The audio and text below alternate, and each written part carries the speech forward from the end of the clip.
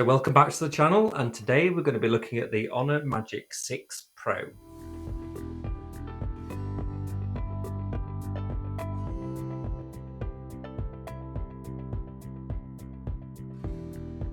As you all know, I've been looking at more Android phones over the past few weeks rather than just iPhones to give more interest to the channel, and also to bring more products in and to give non-iPhone users the chance to find out what they got to choose from, basically. So I switched over from Android, from iPhone to Android back in April this year, and I used a Google Pixel for about 6 months, and I really enjoyed the experience.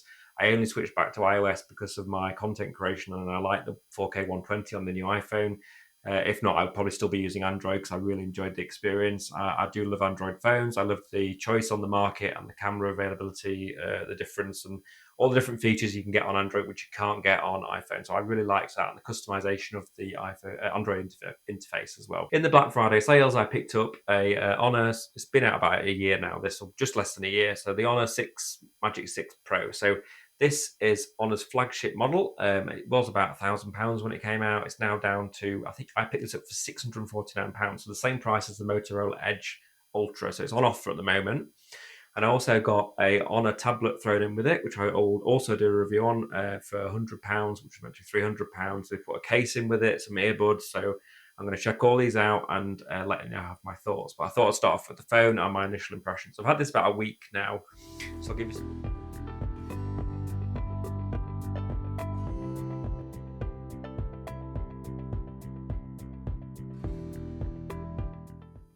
So I say price-wise, it was £649, which I think is a good price for the amount of performance this offers.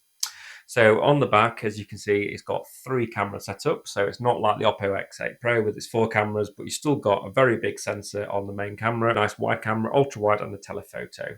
So all these are very powerful cameras. I've taken them out and about in the real world and used them, and they do give you really good results. They look great, even as compared to phones like the Oppo X8 Pro with its Hasselblad system. So this is still a really powerful phone.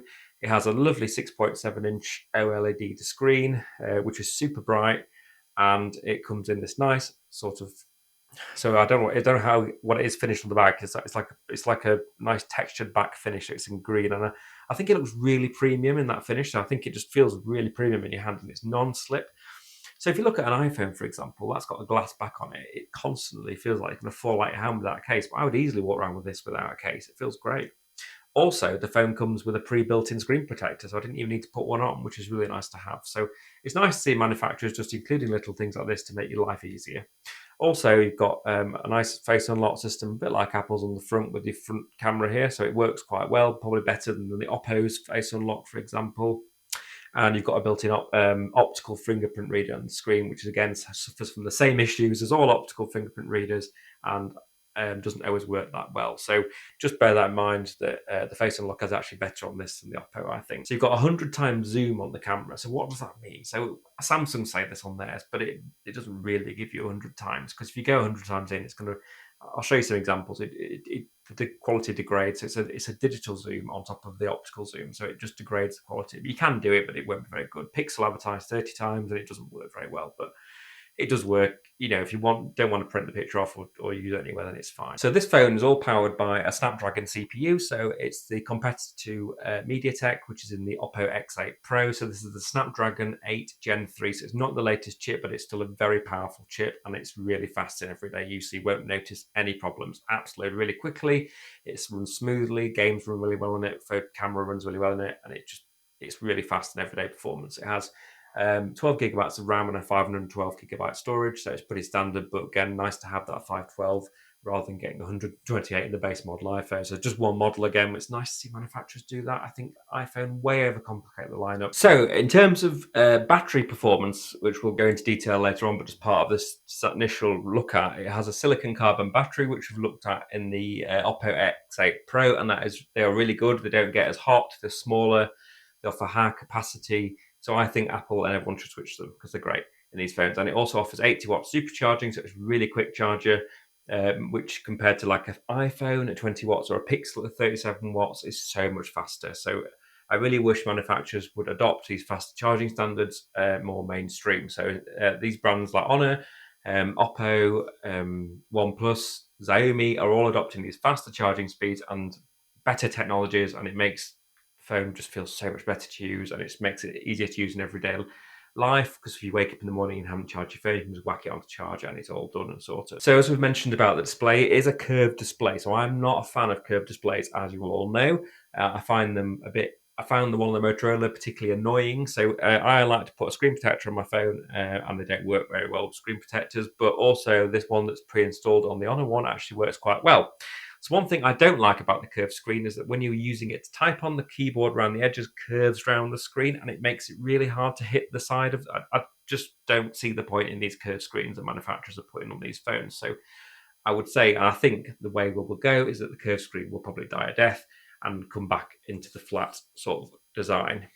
I think manufacturers kind of got overexcited about the flexible OLED design, like you can put them in bendable phones and everything like that. So that's kind of why we ended up with these curved screens, because I know Samsung moved away from it entirely because they had problems with the screen. It also is the more susceptible to dropping and cracking. So it does have Honor's crystal shield on it, I think it's called, and it's supposed to be very drop resistant. I don't want to try it because it's an expensive phone.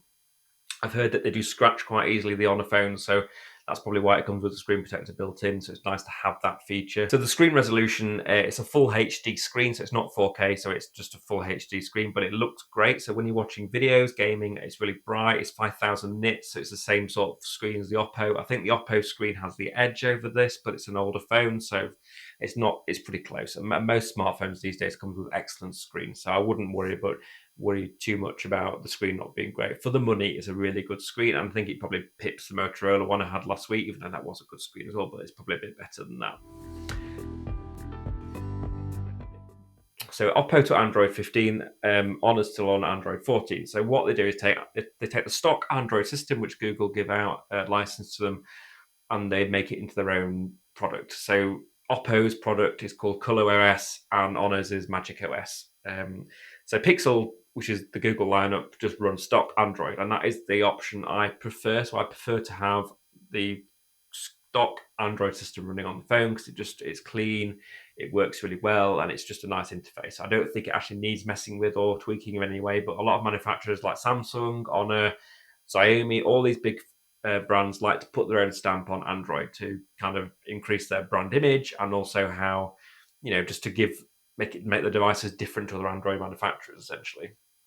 So it's not bad. So the Magic OS on this isn't a bad system at all. It's great. It's fast. It's just full of what we call bloatware. So it has a lot of apps on it that Honor have designed and created and put onto the phone, like their own marketplace, their own store, and it just doesn't. It's not needed really. So the Google Play Store is there for that, and that works fine. So I just wish they'd remove that entirely from the phone and use it. You can delete it and you can get rid of some of it you can't. When you're doing updates onto these apps, you have to update them all the time because there's so many. So it kind of phones constantly doing updates compared to Pixel phones, for example. And downside of getting a non-Pixel Android phone is that you are the last in line to get the Pixel updates. So any of the latest features on Android, and it takes a while for the Android version to filter down. So this is still on Android 14 and will be for a while, I think. So that's another downside of not going to the Pixel range, is that you lose out on features because obviously Google updates their phones quicker than other manufacturers' phones. But it's not a bad operating system. It's just full of bloatware. So just bear that in mind. So in terms of the customization, one thing I like about Android, as you all know, is the customization on the phone. So you can change the theme, as I've mentioned. You can change the screen color. You can change the color augment on the screen. You can change how it looks, the profile, if you want it bright, if you want it more colorful or want it less colorful. Which you can pick up the Oppo, pick up the Honor. Both work really well. They both feel different to use as phones, but the software-wise, it's very similar.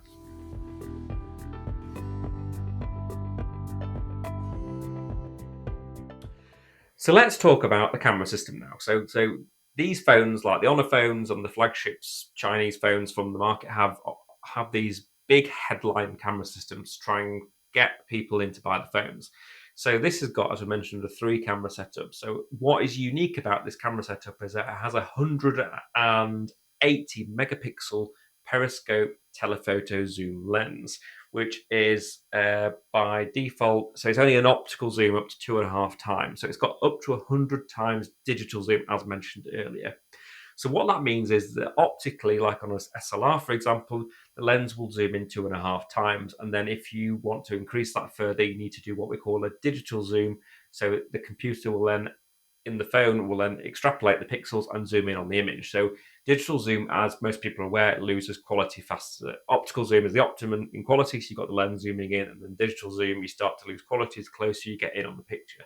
So this goes up to 100 times. So I've tried it out, and it works pretty well. Like Samsung do something very similar on their phones. So they've got 100 times zoom on the S24 Ultra, because they have a 200 megapixel lens on theirs.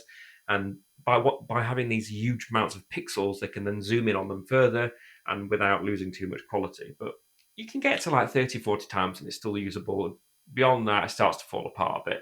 But it's an interesting feature and it's nice to have, and it works well. So you've got two other cameras on there. So you've got a wide and an ultra wide. They're both 50 megapixel shooters, very similar to the Google Pixel. They kind of stick around 50 megapixel mark, and they're really good cameras. They offer excellent performance. Just maybe not quite. They're not as good as the Oppos, but then this is the Magic 6, so we're looking for the Magic 7 coming out, which is already out in China, I believe, but it's coming out in Europe in the next month, I think it is. So we've got to wait. I'll try and get my hands on it as soon as I can for the channel, but at the moment, this is what we're left with. But in terms of value for money, because remember, this is only £649 now with that 512 gigabytes, 612 gigabytes of RAM, and these powerful cameras. So this is really, really good value for money at the moment. So do check out this phone still. Don't disregard it. It's still a good phone. So we've got 4K support up to 60 frames per second on some of the cameras. It does depend on what mode you're shooting in. So the Oppo shoots in 4K 60 on more modes than this one. I found it telling me that you can't do it on certain modes. I think on the front camera it wouldn't do it. When I was walking around it was limited to 30, which isn't a big deal, but it's just not quite as powerful as the Oppo phone, but that's a newer phone. But the camera quality is good. It's got plenty of different features on it. And what I'm going to do actually is I'm going to do a whole separate camera guide to these phones, because I think there's so many features on them. So I'm going to do one for the iPhone, the Oppo, and maybe the Honor, because these are all sort of mainstream phones, and I think it's really useful to see what sort of you can do with these cameras, because most people have no idea. So I'm going to try and help you out to get creativity out of your phone and show you what it actually can do. So I briefly touched on this. So the front camera is a high resolution 50 megapixel selfie camera. So that's much higher. So if you think about something like the iPhone 16, you've got a 12 megapixel camera in there still. That's the same camera they've had in there for like 5 years now. So they haven't updated it. And why Apple aren't doing this, I don't know. Google recently put a 32 megapixel one there, that might be a 42 megapixel, and it's a great front camera. By having that higher resolution, you can actually crop in and out with the phone, so it gives you like a 0.8 times zoom and a 1 time zoom, so you can see a wider aspect of yourself when you're on video calls, for example. It just makes a bigger difference. So I think this one thing that Apple really need to do on their next phone is up the resolution on their front camera, because it makes a big difference.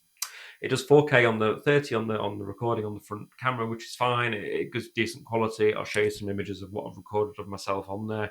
But I think the best front camera in terms of quality-wise was the Oppo one. That was really good on the 4K 60. And the iPhone does still give a good 4K 60 for video. I think in terms of video performance, as I've said before, iPhone is still up there in the best, but the Oppo is close behind. It's not far behind at all, as you've probably seen on my Oppo review if you've checked it out. So we've got something called 3D Face Unlock on the camera, which is like Apple's True Depth system, and it works really well. It works better than the other face unlock systems on the Pixel, because they don't use a 3D mapping of your face. They use just the front camera to give like a shot of your face, so it's more secure and faster.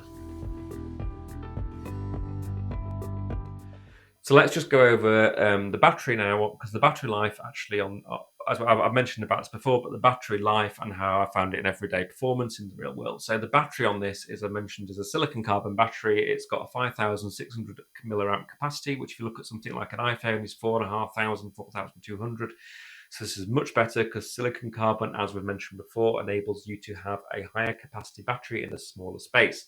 It doesn't get as hot, it charges faster. It's great. I love the technology. It's something that Apple, I wish, would get involved in. So this you can easily make these phones last 2 days. I've had 2 days out of the Oppo. I've had 2 days out of this one, using the cameras all the time, everything. So I would hope that battery technology is now moving on from lithium, because lithium ion had a lot of problems overheating, exploding, and it's nice just to get a much new technology that works better in these phones. Although I have heard rumours that Honor won't gone back to a lithium battery in their new lineup, so I'm hoping that's not the case, but we'll soon find out. Charging speeds, as I think I've talked about before, are up to 80 watts. You've got a supercharger up to 80 watts, and then you've got wireless charging up to 66 watts with a wireless supercharger. So I've not tried the wireless supercharger. I don't have one, but that's pretty good. 66 watts. I thought 27 watts on the Pixel with the stand was fast, but 66 watts wireless charging is really quick. But the supercharging with the cable is fast. both the Oppo and this phone have great charging speeds, and it makes a world of difference when you forget to charge your phone in the morning first thing, and you just plug it straight in, and you've got 20 minutes, you've got a full phone. So that is much better than the iPhone. But I think overall this phone is great. It offers fantastic performance for money. I think at the current value for money of $649, even at full price, it's really good. It's a very strong competitor still to the Oppo phones and the ones from Xiaomi and OnePlus.